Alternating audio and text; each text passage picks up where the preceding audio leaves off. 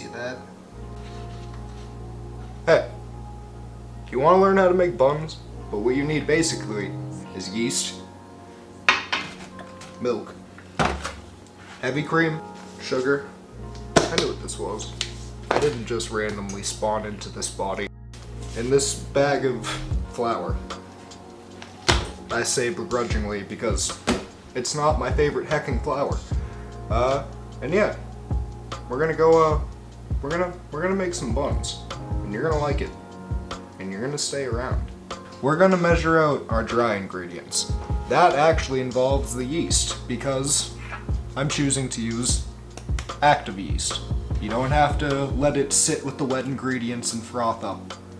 It can still die though, so you don't kill your yeast.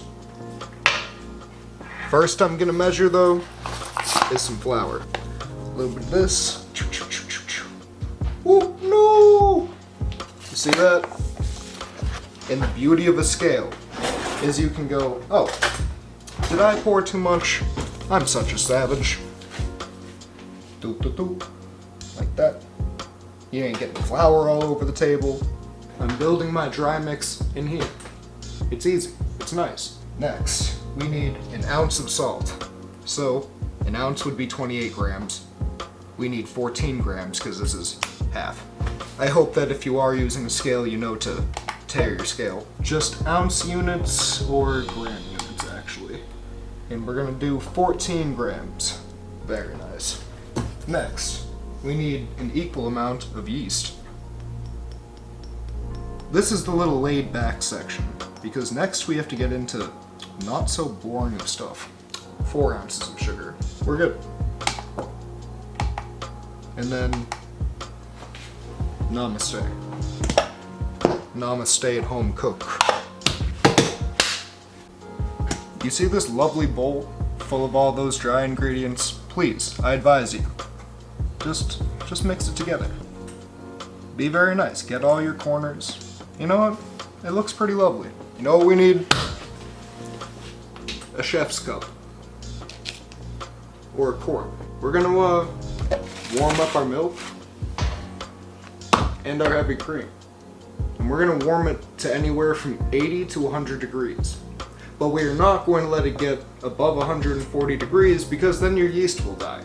So we're gonna take our heavy cream and our milk and we're gonna weigh it. This calls for 2 pounds of heavy cream, so I need to do a pound because again, this is halved on paper, but not actually, halved in my head, but not on paper. 16 ounces. And then 2 pounds, 8 ounces, so 1 pound, 4 ounces. Which would just be 20 ounces. Bring it to 15. Bust out your Big Bertha. Tear it off. And add in the last 5. Yeah, ready for the microwave. You can do this in any type of way. Use a thermometer, however you pronounce that, and bring it up to like 85 degrees. Oh yeah, time to go in the microwave, eh? Hey look, there's not random cookies inside of the microwave. How pleasant. A minute. Could be drastically off, do a little mix. 77, 78, needs another, we'll give it another half a minute. You'll notice this, and you won't have noticed it before because I purposely left it over there. You'll also notice this. You were sitting on that, being a good little viewer. Thank you. You should always have gloves in your house. Let your neighbors wonder why you always have gloves. We're gonna put the wet in this bowl, right? Get a little bit of wet in the table, a little bit of that creamy milkiness. We're just gonna not worry about it. We're gonna clean the table we cleaned earlier. Again, you see this thing that I meant to address earlier and didn't fully address? Yeah, you don't have to have one of these. This is a giant 7-quart mixer. We're gonna use this, but first we're gonna make the dough because this thing's good at making and mixing the dough. Just mixing it, it's not good at getting the mixture together. We're gonna do that by hand. So we're gonna take our dry mix, right? We're just gonna let it just go in there. And you know, it's a lot, right? It seems like a lot. it's because it is. I'm just gonna spill a little bit more cream mixture. I'm gonna give you 2 examples, but I want to be lazy today, and I paid good money for this, so I'll give you 1 example right now of how you can do this. We're gonna take this in a moment. We're gonna put it on the table, but for right now, we're just gonna chop through and get your edges, because you should always get your edges. If you don't have one of these behemoths, that's good. You have more counter space than me. Start doing a little bit of a leave a little pile over here, a little doop-to-doop. I'm gonna replace my gloves, don't worry, I haven't forgotten. Take a little bit of flour, and this is where I'm going to use this. But you could do this for about 7 minutes. 1 minute at first speed, which would just be me incorporating it. And then 6 minutes at your normal kneading speed. Now, people always say they have a precise way of kneading. I just knead. Like, I find whatever looks like it didn't get mixed last, and this is a wet dough, that's why I use the mixing bowl. Like this.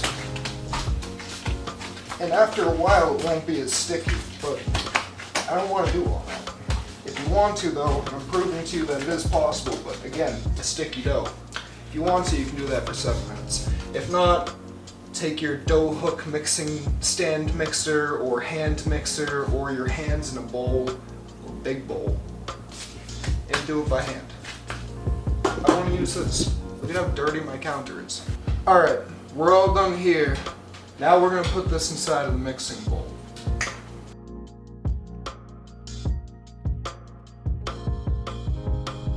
You're going to take this, right? And you're gonna clean off your little thing. And if you mixed by hand, you're gonna clean off your hands. But if you had one of these, your day was probably a little bit more convenient. Alright, we're gonna take this, we're gonna scrape the edges a little bit. This ain't particularly important for you to see. You're gonna take some oil. It can be whatever oil you like that doesn't have too much flavor. This is olive oil, good enough. I'm gonna spray it around here, right? Get it all nice and dusty in there. See all that nice spray? Oh yeah, it's good flavor, good for the lungs. We're gonna brush our little, take our little thing, get it all oily and nice and reflective. Then we're just gonna go underneath and try to turn this sucker around. And now, we're gonna spray underneath. Let it roll back that way. Don't mind me, I'm all messy today. Scrape down this side, and there are easier ways to do this, but I just don't want to take the dough out particularly. I just want to leave it in the bowl and make my life easier. So, a little more spray. And now, it's nice and oiled, top, bottom, sides. We're gonna let this covered. We're gonna let it rise. You know, we're gonna put some plastic wrap. You can put a damp cloth if you want to. And you're gonna do this. And like that. Get the edge. Get the other edge. It has to be mostly covered. But sometimes I find that it'll just like poop, bloop, whoosh, and all your gases, they leave. So I like to add like one tiny little, maybe 2 tiny, maybe 3, and it's fine, you know. It'll still rise. Take your dough, right? Your covered dough, and put it in a warm place. I've preheated my oven to like 340 degrees. If your oven's hot when you bake stuff in the past, do like 330. Maybe do like 350 if your oven's not convection and it runs a little colder. I don't know, whatever it is. Take your dough, right, and put it safely. Try to feel your best for heat. Make sure, oh yeah, it's good right here. A little, oh yeah, it's not too hot. And my oven vents from right there, so it's gonna pick up a little bit of that heat, and it's gonna start to expand. That's why most of these recipes, they say, leave it in a warm place. Look at this, look. It wasn't this big before, right? Unless you guys just Unless I'm stuck in the Truman Show and somebody just came back with like more dough in another bowl, and this isn't real. But look at that. Look at that giant thing. You're gonna wanna put your dough on the table. Okay? You're just gonna move it around, see how sticky it is, and that'll depend on what you do for your table. But we're gonna test to see if it shapes into a ball. Now what I'm doing here is basically rolling it like this between my fingers. It's going from here to here.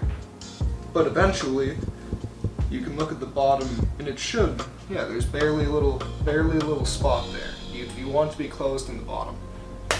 This dough seems to be pretty good for this table. I shouldn't have to put anything on it. If that's not the case for yours, throw some flour. Sometimes oil works. It depends on the surface. But you have either leaving your granite surface plain after cleaning it, or flouring or spraying. If you're doing dinner rolls, make it like 1 ounce to 1.5 ounces. If you're doing instead rolls for like a burger or something, do like 3 ounces, 3.5 ounces. We're gonna check to see. I want to do, we'll do 2 ounce rolls. I'll meet it right in the middle. That's 2.5. Son of a gun. 1.8. And after a while of doing this, your brain kind of just goes, oh, that's how much I need to move. So this is my little guy. Put him right there. Let's see, we closer to 2 this time? Yeah, we are. 2.05 ounces. That's exactly what we want. You can use this dough for a lot of things. You can add more sugar while you're making the dough, and then you can use this for like cinnamon dough, for like cinnamon rolls. You can lay this really flat and flatten it out, put cinnamon and sugar all throughout it, and then roll it up and then cut it and then let it rise. That's a whole nother video. I'll use the same recipe to prove the point. Now, this is back to what I was trying to show you, right? Yeah, I'm going like this. And if you speed it up, your brain kind of just focuses on what it wants to do, and with enough practice, you can get a roll. It's got that little divot at the bottom. Some chefs will be mad about that. Keep rolling it. If it doesn't roll in enough time, put it off to the side, try again. And the fat has started to come off of a couple of these, right? So it's making them slide a little bit more. If that happens, take a little napkin, do this, clean off your surface, take a dry napkin, and make sure you dry it. Alright. You see these? You see how they've doubled? Yeah, they're gonna double even more. But yeah, put these right here. We're gonna be very, very gentle. Now, for my oven, I found 340 works pretty nicely. It works to warm the buns, it works to proof the dough, it just works. And ooh, I hear my doggo over there getting frisky. But we're gonna take these, and we are going to put them in top rack near the top, and we are gonna turn them in, I don't know, 7 minutes.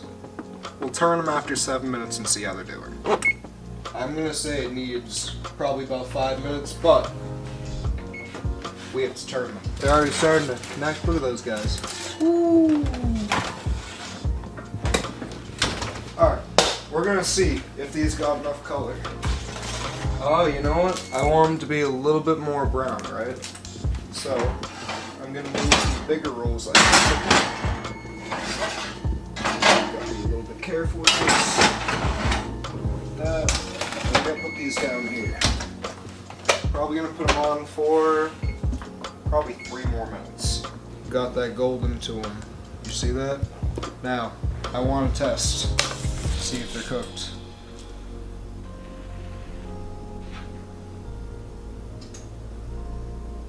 Oh yeah. They're good. I want them over 180 degrees. That way I can be extra certain they're done. And the other guys probably have like 11 more minutes. Now, do you see these beautiful heckin' buns?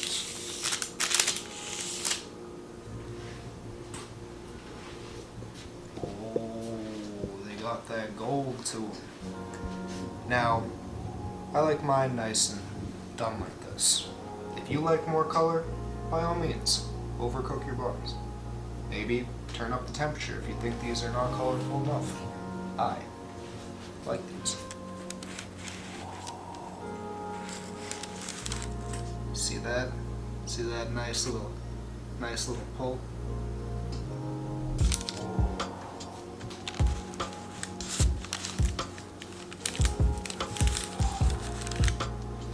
Listen, I have no idea how you got in my house, why you're in my house, or why you want to watch me make rolls, but I appreciate it. Now we're gonna see if these rolls taste good, right? They look nice, they're pretty, but do they taste as nice as they look? I don't know if the steam will pick up, they're a little bit warm, I like them. And if you don't like warm bread, cool it off. But I can tell you right now, never have encountered a recipe that has softer, just such a nice softness.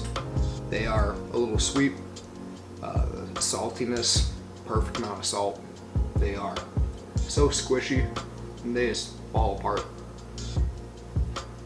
I couldn't ask for a better recipe.